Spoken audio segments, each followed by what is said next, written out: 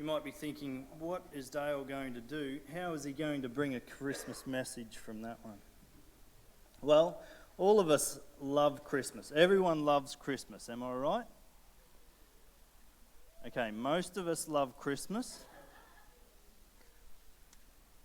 An illustration for this fact is that according to the Guinness Book of Records, the most expensive Christmas tree ever decorated was valued at over $11 million. Not Australian dollars, US dollars. So probably in the vicinity of 15 million for Australian dollars. Who can tell me where it was decorated or where it stood? Not the Vatican? Rockefeller House? No. The White House? No. I'll give you a hint. It's not a Christian country or a Western country. Abu Dhabi in the UAE, yes. The Palace Hotel in Abu Dhabi. And it cost more than a combination of the other 9 top 10. So there's 10 top 10s, obviously. The bottom 9, 2 to 10, combine them all, and the number 1 is worth more than the rest of the 9. It's decorated in over 180 pieces of jewellery, decorative diamond necklaces and Rolex watches and that sort of thing.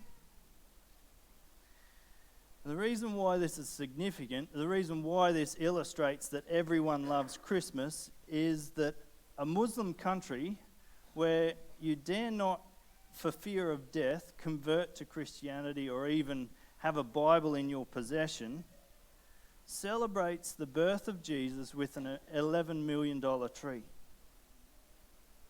Maybe this illustrates why we love Christmas, is because everyone loves getting an expensive gift.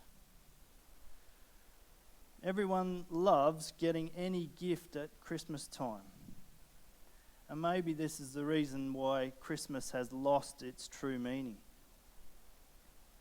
Everyone loves getting gifts. Everyone loves decorating the Christmas tree. Everyone loves the image of the birth of Jesus with the nativity scene and the animals and the manger and Mary. Everyone loves sweet, innocent baby Jesus. Everyone loves the man Jesus. Most people love the man Jesus that even a Muslim country will erect an expensive Christmas tree. And that's because they're okay with Jesus as a man, even as a good man or a good teacher, or even as a good prophet. You see, Muslims and Hindus and Buddhists all recognize Jesus as more than just a man. They recognize him as a good teacher or a good prophet. But don't define Jesus as anything more than that in these countries. And even in our own, perhaps. We've started looking at some prophecies concerning Jesus in the build-up to Christmas. And we looked at Jeremiah 23 last week. And as we've read already, we're looking at Isaiah chapter 7. But I really want to focus in on verse 14 this morning, and in particular, one word, Emmanuel, which means God with us. In order to understand the passage a little bit, let's set the scene a bit. This prophecy was given to King Ahaz by Isaiah in his kingship. And Ahaz was one of those kings that you read about in 1 or 2 Kings and 1 or 2 Chronicles that did not do what was right in the eyes of the Lord. And he was coming under fire. Jerusalem, in fact, was coming under fire from the kings of the north, from the king of Syria, Rezin, and the king of the northern kingdom of Israel, Pekah, or the son of Remaliah. And they came and laid siege works against Jerusalem and even got to the point of almost breaking through the walls. So King Ahaz thought it would be a great idea. Instead of seeking help from the Lord, he thought, I'll go further north and seek help from the king of Assyria. So there's Syria and Assyria. And he sent him gold and silver and all sorts of gifts from the temple treasury. And this basically made him a slave to Assyria. So this historical context of this king that was not doing the right thing by leading God's people and seeking help other than that of the Lord is our context for this promise or this prophecy. Isaiah is basically saying that salvation wasn't going to come from a king from the north or from any other man. It was actually going to come from a child born of a virgin. He was prophesying the coming of the Son of God, born of a virgin, and that he would be God with us.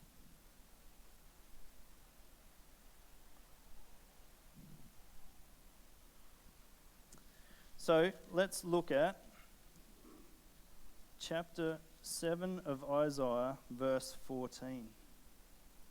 The first thing that we see is that, behold, the virgin shall conceive. This is the first part to this promise. And you might have heard someone say that childbirth is a miracle. Now, apologies to our expectant mothers or expectant families, but childbirth, and I've said this before, childbirth is not a miracle. It is one of the most natural things that happens daily and even numerous times throughout the world, thousands of times throughout the world.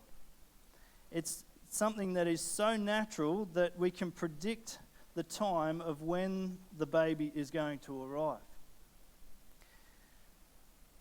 It's not a miracle. It is a wonderful thing, but it is so natural that it's not a miracle. Miracles are supernatural things or above the nature of this earth. And I think if we consider or continue to claim that childbirth is a miracle, it takes away from the miracle of the birth of Jesus. Why is the miraculous virgin birth crucial to our story this morning, but also crucial to our own setting as well? I want you to bear with me a little bit. In order to understand this, we need to go back to Genesis. And as biblical Christians, we believe that Adam and Eve are the first created human beings. And so Adam and Eve are from those who basically all of us have come. Adam is our federal head, so to speak, our number one person. And because Adam and Eve have sinned, we all inherit his sinful nature. We have a sinful nature that is basically against God, and we don't do the right thing. When Adam and Eve sinned, there was this order of sin or order of disobedience to God that came from the serpent first, then Eve, and then Adam. And when God was cursing or punishing those who had disobeyed him by eating of the fruit, he gave the order of disobedience, set out the order of cursing.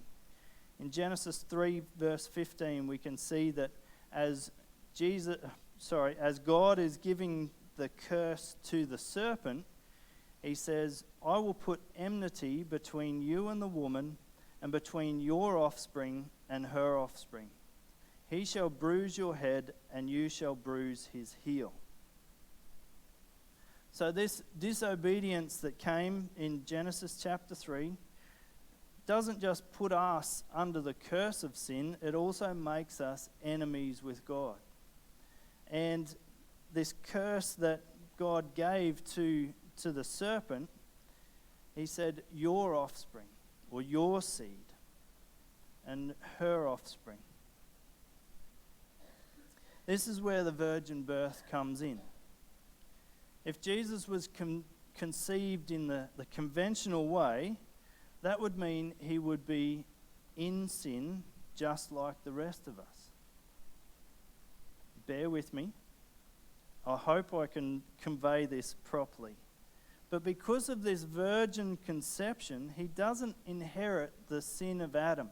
He doesn't come in the line of Adam. He comes from the woman. And so he doesn't inherit the sin of Adam.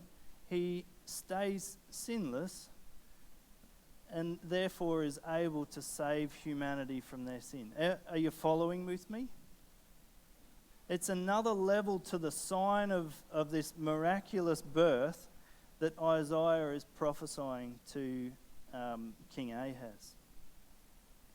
Let's continue to look through and we'll see that it says that the virgin shall conceive and bear a son.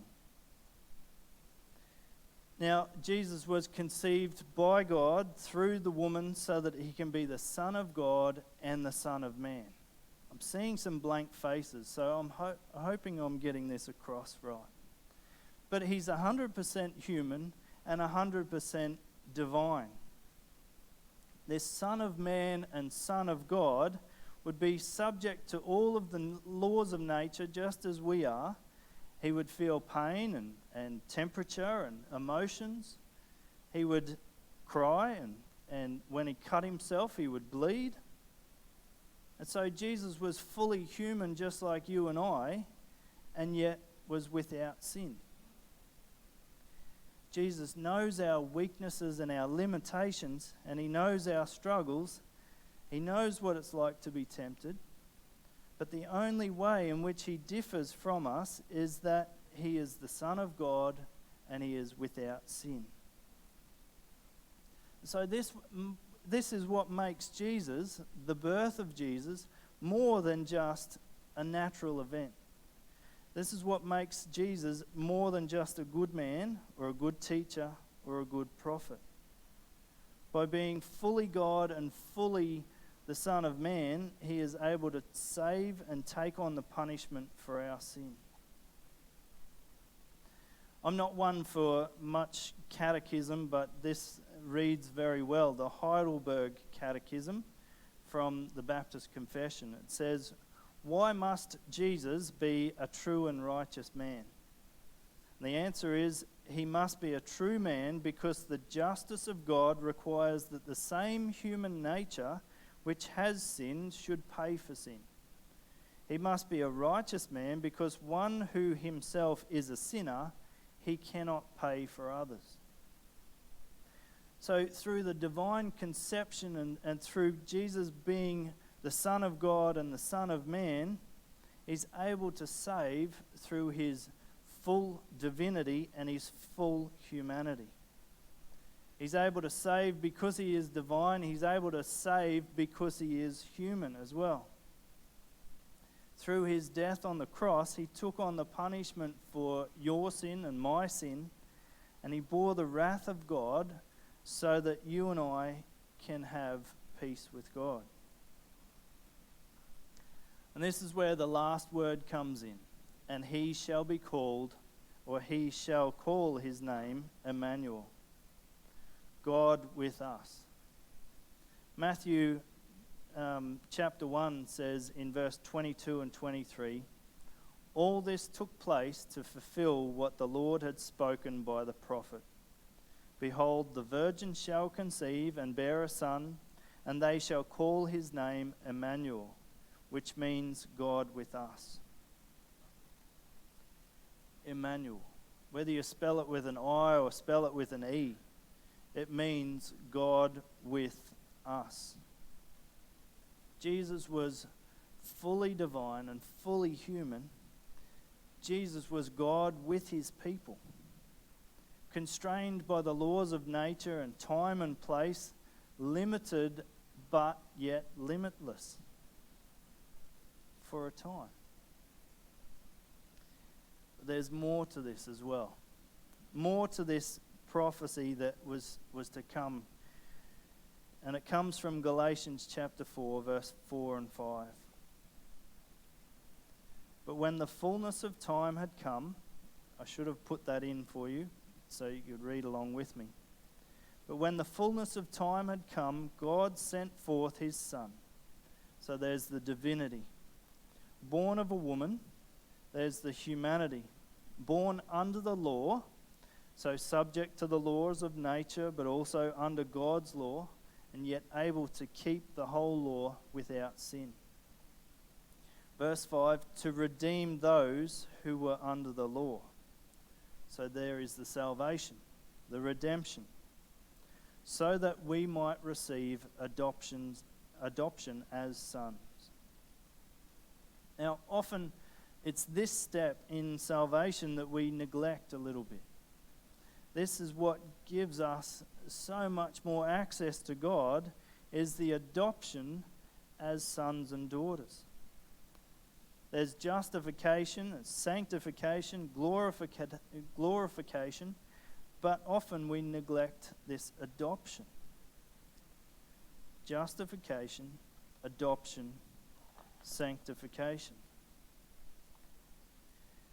And verse 6 says, and because you are sons, God has sent the Spirit of his Son into our heart, crying, Abba, Father.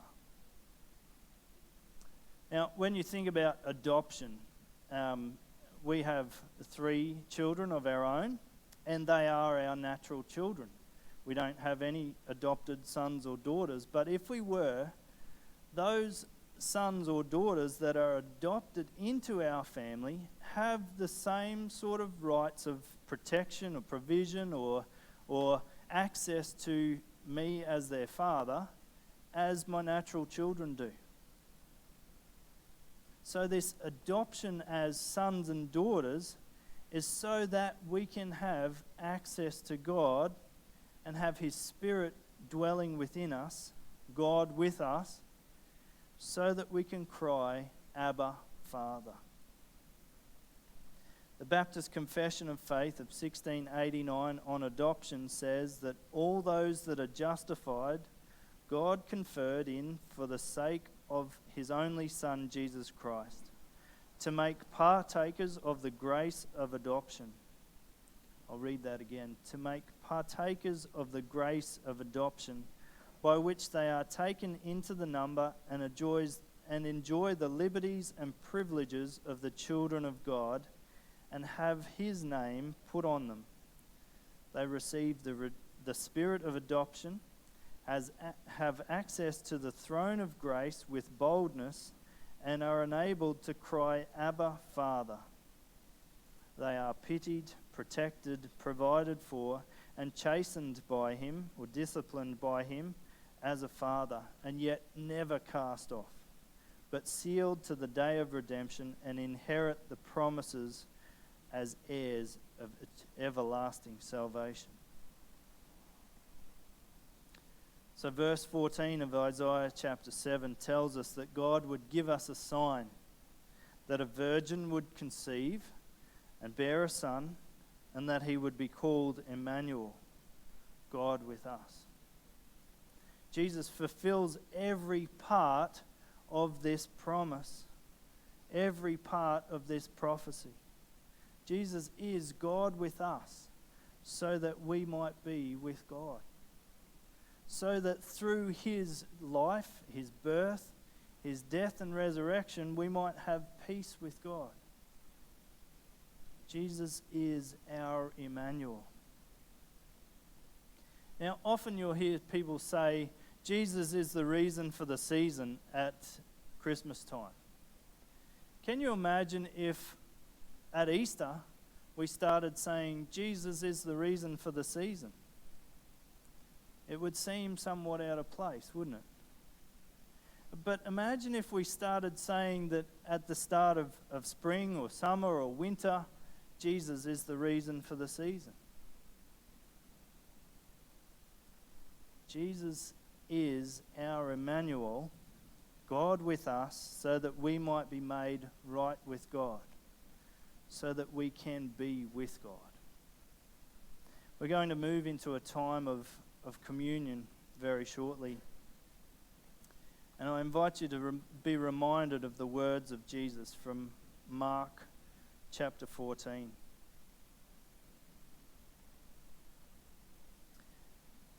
Verse 22. And as they were eating, he took bread, and after blessing it, broke it and gave it to them, and said, "Take, this is my body." And he took a cup, and when he had given thanks, he gave it to them, and they all drank of it. He said to them, "This is my blood of the covenant, which is poured out for many. Truly I say to you, I will not drink again of the fruit of the vine until that day when I drink it new in the kingdom of God." As we remember the body broken and the blood shed for the sake of bringing us to Christ, we're reminded that through Jesus, our Emmanuel, it's more than just a pretty nativity scene. It's more than just Mary and Joseph and the sheep and the camels and wise men with their gifts. It was for the purpose of bringing us to God, of God being with us so that we might be with God. I invite you to take a moment now to just consider what we're about to partake of. This table is open to all who confess Jesus as their Lord and Saviour, no matter age or background. And I invite you to take a moment, come in your own time, and take the cup and receive the bread. If we can have this side of the room come forward firstly, if we can have something play while there's a time of reflection.